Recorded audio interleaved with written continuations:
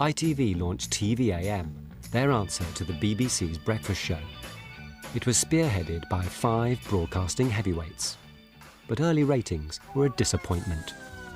The neglected children's slot reversed the fortunes of TVAM. Its frontman, the self-styled superstar, Roland Rat. Good morning, Britain. Roland here. Caption, please. Upside down, Kevin. Roland was a cynical loudmouth from East London who'd first appeared on TVAM during its summer roadshow. Well, TVAM, unfortunately, was subject to a lot of political, I wouldn't say backbiting, although actually there was quite a lot of backbiting. And there was a lot of rat-like behaviour. And if you could survive that, you could survive anything. And fortunately for me, they didn't think children's was important, so I just beavered away and did my own thing. Excuse me, that phone is disconnected. So if you're trying to ring your agent, forget it. Within a few months, Roland propelled the audience from 100,000 to nearly 2 million. Yeah. There were a great many people taking themselves terribly seriously in the 80s. So when we did The Rat, I was very aware that it would chime in with what was going on, and it did. Yes, I'm ringing regarding Boy George. It's the studio manager here. Yes, well, he's not prepared to do the interview. I told you, he's a personal friend of mine. Yes, well, he said he's never heard of you. Well, that's charming, that is, isn't it? Well, I didn't like him anyway. There was no sense that Roland had any reverence for anything, and I think that was partly true of the 80s.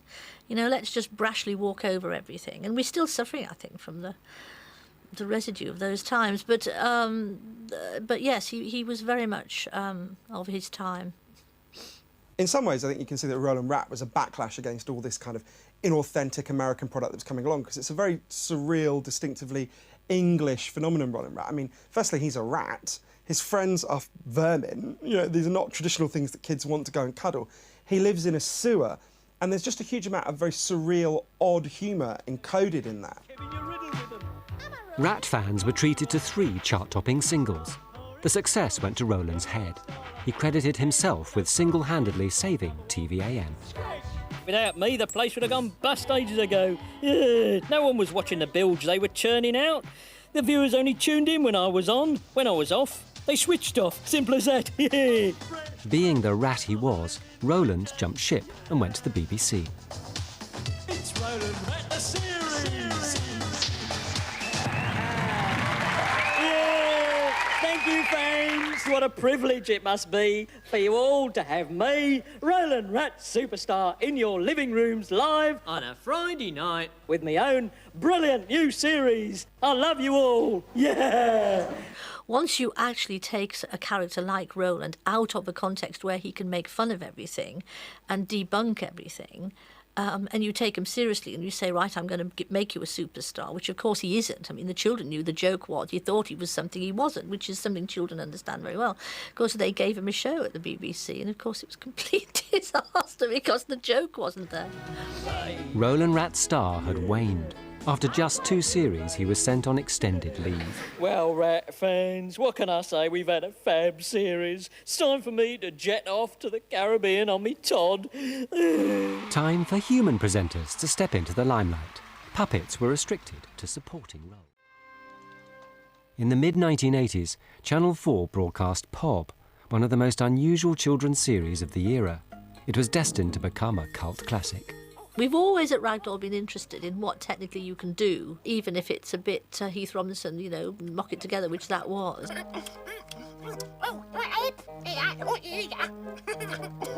We spent £1,000 on this puppet, a great deal of money then.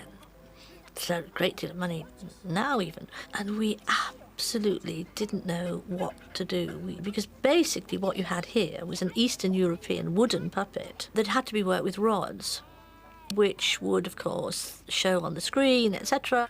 And I couldn't afford to make another one. I had spent my entire puppet-making budget. So Pob became what he became partly through the limitations of this puppet, who was the most anti-television puppet you could imagine. So we had to dress the puppeteer from head to toe in blue lycra and paint all the rods blue and whatever. Each week, a celebrity guest tracked Pob down by unravelling a piece of wool. If in my program you would be, wind the wool and follow me. Oh, wind the wool and follow me. Red, red, red, red, yellow, yellow, yellow, yellow, yellow. Yes, follow the wall. You know, one of our most astonishing things was being rung up by Spike Milligan, who demanded to be in the show. Because he thought it was mad, and he was, always up for anything that was a bit mad. And he had to follow the wool around the garden. The opening sequence was notorious as Pob appeared to spit on the camera lens. For some reason, he made this sound, which was later interpreted as being spitting. So he became the puppet that spat on the screen, which was not the intention at all. Pob was relatively low-tech, but throughout the 80s, children's programmes used increasingly sophisticated special effects.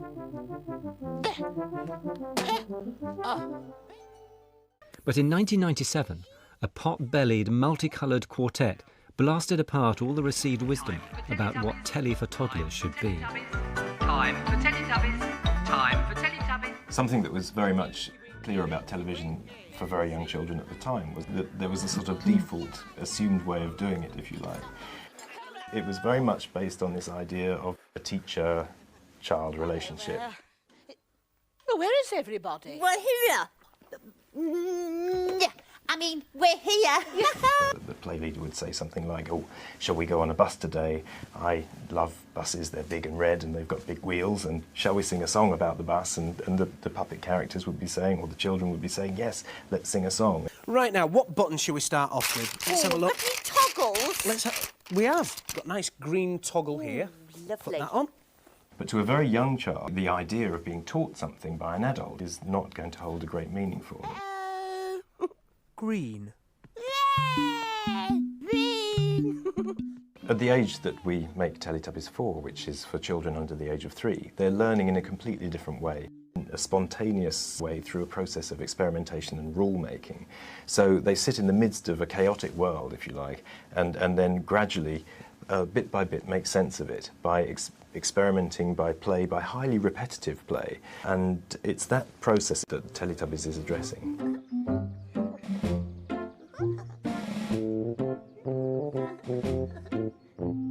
Well, I commissioned Teletubbies, and I was very proud of commissioning Teletubbies. And I thought Teletubbies was a breakthrough concept in preschool programming. It's absolutely to do with the child and the child's needs. But what was controversial about it, largely, initially, was that it was for such young children and that they didn't verbalise, they didn't speak. And the accusation was that they would never learn to speak because they would just speak Teletubby. It seemed to create a huge stir. Some people were saying, well, you know, my child was saying hello perfectly normally, and now they're saying eh-oh. And, you know, what am I going to do about this? And the thing is that the child understands that eh-oh isn't the correct way to say hello. It's a playful way to say it. Uh-oh! And if you say to the child, what does eh-oh mean? The child will say it's the Teletubbies' way of saying hello. But I think it also revealed that there are adults who actually seem to overlook the fact that children are thinking long before they're speaking. And can convey meaning without speech, and can understand and can make a meaning from looking at something before speech develops.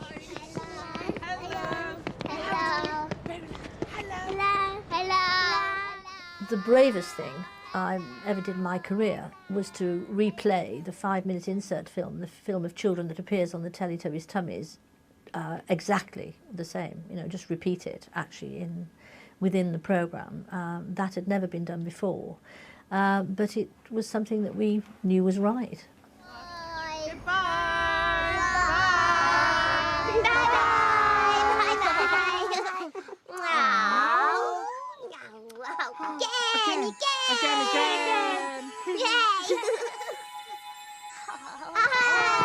Again.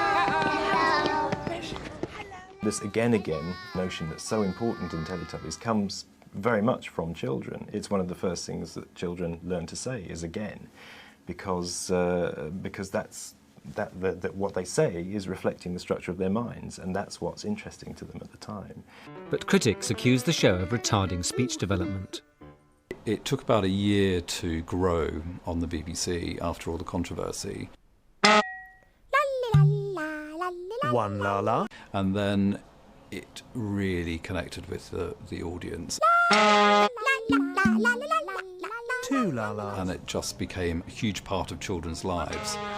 And BBC Worldwide then started to sell the programme around the world, and on the back of that, people wanted the Teletubbies themselves, and so there was a huge merchandising campaign.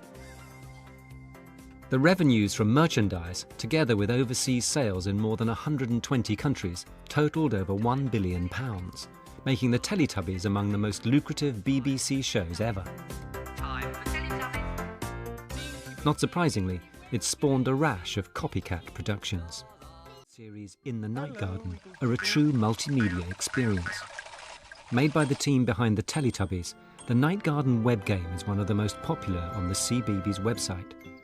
The television show's soothing spirit was designed in response to parental concerns in the modern world.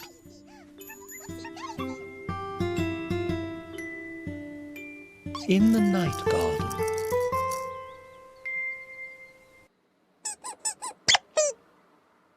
We're living in relatively more anxious times in terms of, can you let your child play safely outside? Am I doing the right thing? Rules, do's, don'ts, and everything else.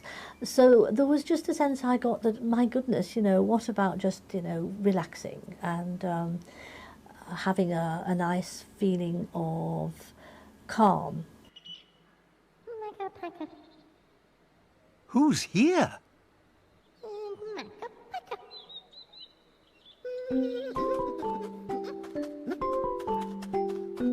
Macca-Pacca. In the Night Garden is one of those things that you just cannot explain. I really don't know how I feel about In the Night Garden, apart from knowing that it truly engages with young children, because I've seen it for myself.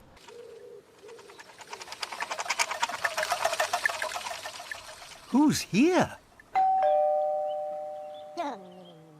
In the Night Garden is aimed for a similar audience to Teletubbies, but slightly older. So nursery rhymes played a very big part in it. When you open a nursery rhyme book, you've got Old King Cole and Little Bo Peep and all these strange, eccentric little characters defined by what they do, but all living together in this slightly absurd world where they all seem to exist. Look at that! It's Iggle Piggle's blanket! Something that still makes me laugh, actually, when I hear the narrator's line, and then all these little characters sort of nod like this as if they sort of understand what's happening. Hello, Tombliboos. What are you doing today? He constantly says things like, "Hello, Tombliboos, what are you doing today?" And of course they're all completely stumped. I mean, they've got absolutely no idea what they're doing today. They're just being Tombliboos. Are you playing outside in the garden? Nursery rhymes tend very often to revolve around scale relationships and impossibility, because they appeal to children at an age where they're just discovering that they can form pictures in their minds of things that they've never seen. And often silly versions of things is what most entertains them. So nursery rhymes have cows jumping over the moon, or little old ladies living in shoes. And that scale corruption, if you like, seemed to be very interesting to this age group. All the characters live at different scales. So when we were shooting it, we had to obviously separate the characters into their different scales and shoot them separately, because in reality, they're all played by performers who are more or less the same height.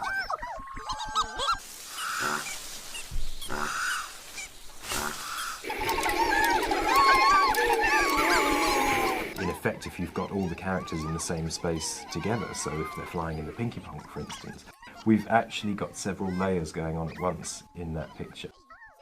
So Iggle Piggle and Upsy Daisy will be one layer shot in reality in the set, and then the Tombliboos sitting at their table will be shot in a separate studio simultaneously and still appear to be in the same space. The different layers are then merged in the computer. Complicated scenes like this can take weeks to get right. Once produced by puppets and pencils, children's television now exploits some of the most high-tech special effects around. Also, just to stop the front being dull and static studio, I've just added a bit of the moving dapple light. No, I saw that. I think that's good, and it's slightly burnt out looking, which is exactly as it would be.